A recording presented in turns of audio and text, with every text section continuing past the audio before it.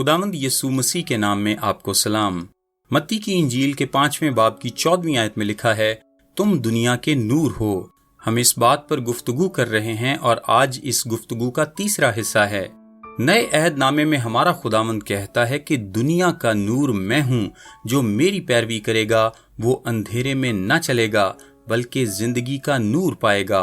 सो हम देखते हैं कि खुदावंद नूर है और बाइबल या खुदा का कलाम नूर है और मसीह नूर है, और ये वो नूर है जो हमें दुनिया पर रोशन करना है। हमें खुदा के बारे में उनको बताना है, हमें कलाम खुदा के बारे में उन्हें बताना है और हमें उनको खुदा के मसीह के बारे में बताना है। ये है नूर का मुनव्वर होना, और लाजिम है कि ये बताया जाए, और फिर जरूर है कि जिंदगी भी इसी बात की गवाही दे। क्या ऐसा नहीं होना चाहिए?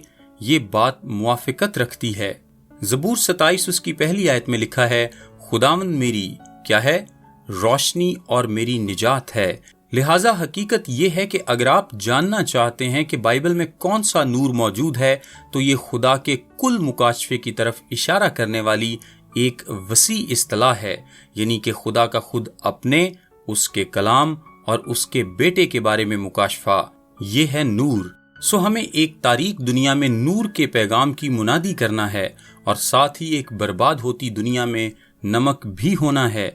यूहन्ना पहले बाब की 9वीं आयत में लिखा है कि हकीकी नूर जो हर एक आदमी को रोशन करता है दुनिया में आने को था। वो वाहिद हकीकी नूर है, लेकिन हम उस नूर को मुनक्किस करने वाले हैं। वो आफताब है और हम महताब हैं। लूका की इंजील के पहले बाब की 77वीं आयत में वो मकसद जिसकी खातिर मसीह आया ये है, लिखा है, ताकि उसकी उम्मत को निजात का इल्म बख्शे जो उनको गुनाहों की मुआफ़ी से हासिल हो। ये हमारे खुदा की ऐन रहमत से होगा, जिसके सबब से आलम बाला का आफताब हम पर तुलू करेगा, ताकि उनको जो अंधेरे और मौत के साए में बैठे हैं रोशनी बख्शे।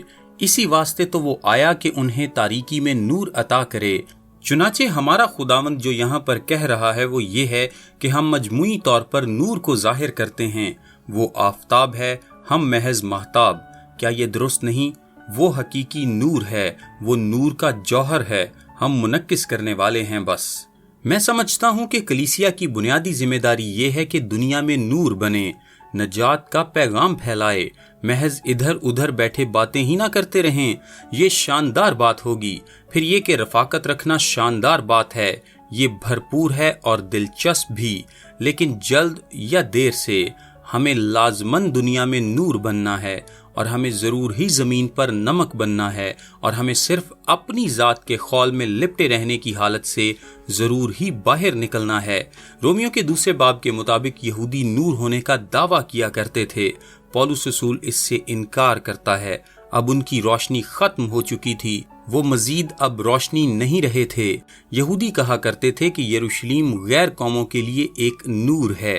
दर हकीकत एक बार एक मारूफ रब्बी ने यरूशलेम शहर को इसराइल का चिराग कहा था, लेकिन अब ऐसी बात नहीं रही थी। और जब यीशु ने उस रोज पहाड़ी पर ये बातें की, तो तब यरूशलेम कोई नूर नहीं रहा था। खुदा की रोशनी अब वहां नहीं रही थी, वो चिराग न रहा था, दुनिया तारीकी में थी। सो यीशु कहता है कि ये अब यरूशलेम नहीं है जो नूर है, ये अब इसराइल नहीं है जो कि रोशनी हो, ये अब यहूदी लोग नहीं है जो कि रोशनी हो, सिर्फ तुम ही हो जो कि नूर हो। कलीसिया नूर है, कलीसिया नूर होगी। वो लोग जो यीशु मसीह के पीछे चलेंगे वो नूर होंगे।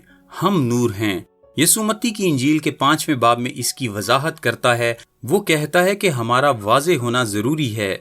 हम महज कोई पोशीदा तासुर नहीं रख सकते, हमें जरूर दीदनी बनना है और इस नूर को खुल्लम खुल्ला नुमायां करना है। मत्ती की इंजील के 5वें बाब की 14वीं आयत में लिखा है, जो शहर पहाड़ पर बसा है वो छिप नहीं सकता। अब आए 13वीं आयत पर गौर करें। लिखा है, तुम जमीन के नमक हो, लेकिन अगर नमक का मजा जाता रहे तो वो किस चीज से नमकीन किया जाएगा? जो लोग नमकीनी नहीं रखते वो किसी भी काम के नहीं हैं। फिर लिखा है, सिवा इसके कि बाहर फेंका जाए और आदमियों के पांव के नीचे रौंदा जाए। 15वीं आयत में लिखा है, और चिराग जलाकर पैमाने के नीचे नहीं बल्कि चिरागदान पर रखते हैं, तो उससे घर के सब लोगों को रोशनी पहुंचती है। بات یہ ہے کہ نمک صرف تب ہی کارآمد ہے جب اس میں نمکینی پائی جاتی ہے، اور روشنی صرف تب ہی اچھی ہے جب یہ نمایاں ہوتی ہے۔ چھپے ہوئے خفیہ شاگرد کے لیے کوئی جگہ نہیں ہے، اور نہ ہی کسی ایسے شخص کے لیے جو خفیہ طور پر مسیحی ہو۔ یہ پیغام ابھی جاری ہے۔